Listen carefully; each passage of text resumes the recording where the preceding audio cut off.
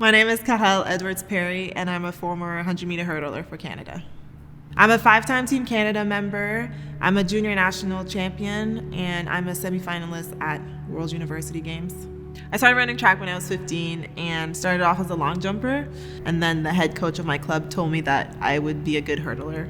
And so I tried the hurdles, and 6 months later I made my first Team Canada. At that point I knew that I could do something with track. And so I had decided that I wanted to attend an NCAA school. I also decided that I wanted to become an Olympian. In 2016, I was invited by one of the best coaches in the world in my event to train with him and his professional group. At the time, I wanted to become an Olympian so badly that it was a no-brainer. I just made the jump. He told me to go back to Canada, pack my stuff, and 2 weeks later, I was moved to LA and pursued my dream. What made me want to train with this group and this coach was the commitment level that this coach showed.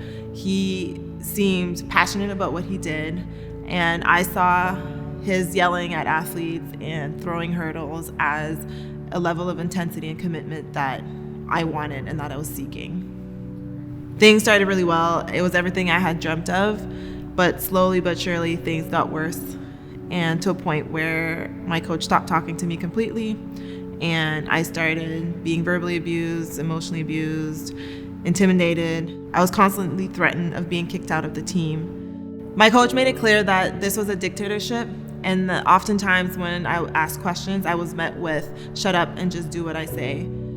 The topic of body image and weight was always present in our group.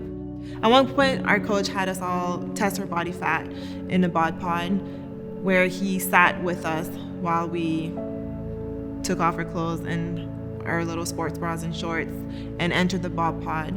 And I was 8.5% body fat. And he told me, "Cool, that's great, but you can get to 7%. He also had us do skin calipers at practice in front of each other. And it became a game where me and my teammates every day would compare our stats and our weight. When I lost the weight that my coach wanted me to lose, I was then ridiculed about how I lost my ass and lost my boobs. My coach always made a point to let me know that I was too emotional, too sensitive, too weird, not affectionate enough.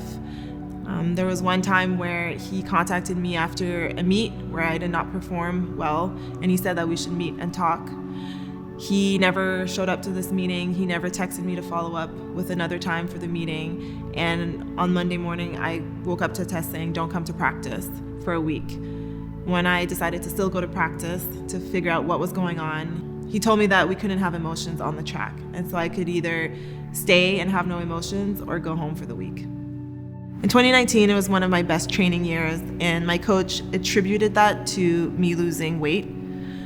Later in the year, I was running, doing a hurdle run, and I fell to the ground and had a complete spasm. And my coach came to me, asked me if I was okay, but later on, I was carried by my teammates home because I couldn't walk, and he was leaving without checking on me, and someone said, "Hey, are you gonna check on Karelle?" To which he answered, "Oh, can you walk? Cool, I'll call you later," and left me. I didn't recognize the abuse that I was experiencing in LA for a couple reasons.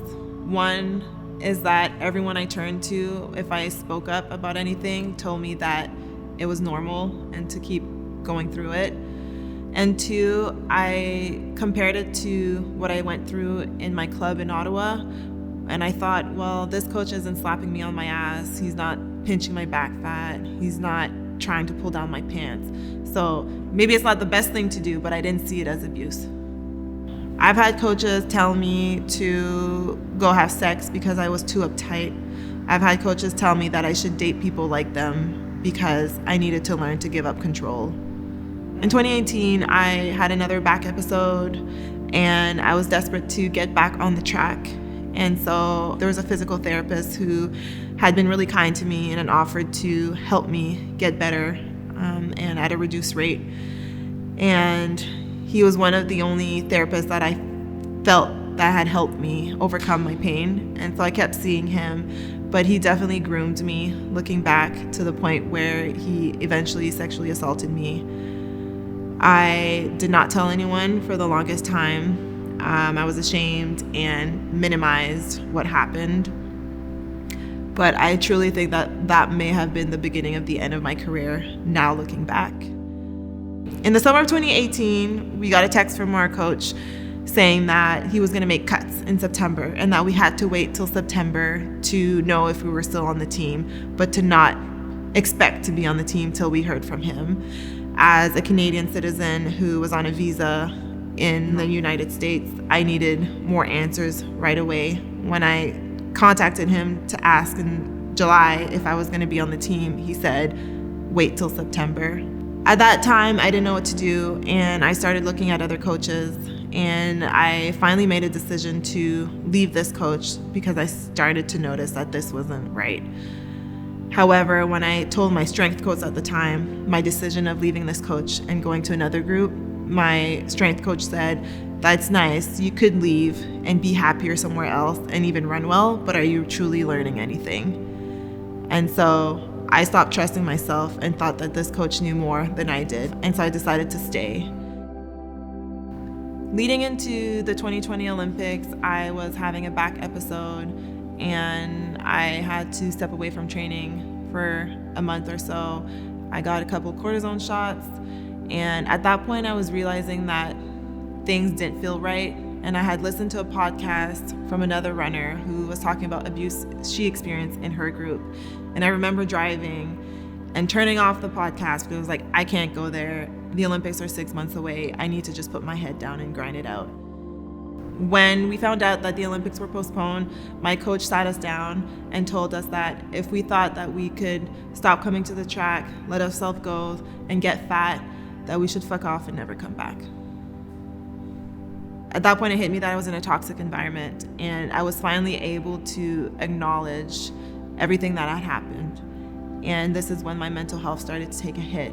And so I decided to leave LA, and I relocated to Seattle to be with my husband. And I thought long and hard, but I thought that maybe because I wasn't in the abusive environment that I could give the hurdles another try for the following year.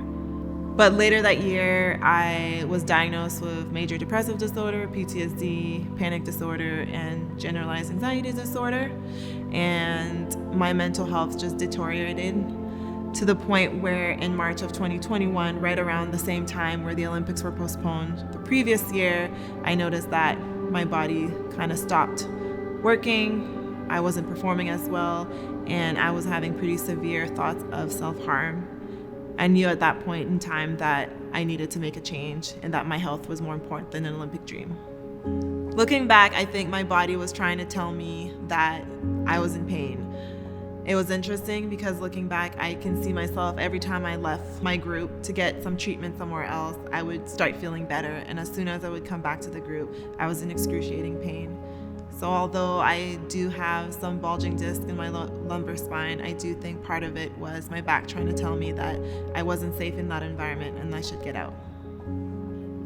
The more I stepped away from the track, the more I started to realize some of the abuse I faced. Still today, I have conversations with people and I'm like, oh yeah, that happened. So it's a continuous kind of process of unpacking and processing what has happened. I think it's interesting that in sports, we often ask ourselves, what's the line between abuse and motivational coaching? Because in any other context, we would not ask ourselves that. When you're at work and your boss slaps your ass, your boss yells at you, your boss bullies you, it would be without a doubt a problem. But in sports, here we are trying to define where that line is. Although I've always wanted to become an Olympian, I think I've lost sight of myself in that journey through the expectations of other people imposed on me, through the narrative that you have to just push through whatever it takes, grind it out, be tough, no place for emotions. And in that process, I lost myself. I stopped trusting myself. I lost confidence and respect for myself. Now that I've stepped away from the sport and have decided to prioritize my mental health, I feel that I've regained what my vision of success is, and it's not always tied to the outcome. Knowing what I know now, I would tell my younger self to trust herself and to speak up. I would also let her know that there's more to life than just sports. Your worth is not tied to your sport. Success is defined in more ways than just an outcome, a label, or a gold medal. If an athlete is wondering if they are suffering from abuse or not, I would definitely seek out some resources like the Rex Project, who is committed to educating athletes on what power and abuse looks like in sport. Coaches and other people involved in the sports world need to stop turning a blind eye to the abuse. Speak up, put your egos aside, and protect your athletes. Now that I've met other people who are committed to fighting against power and abuse in sports, I have hope that things will get better.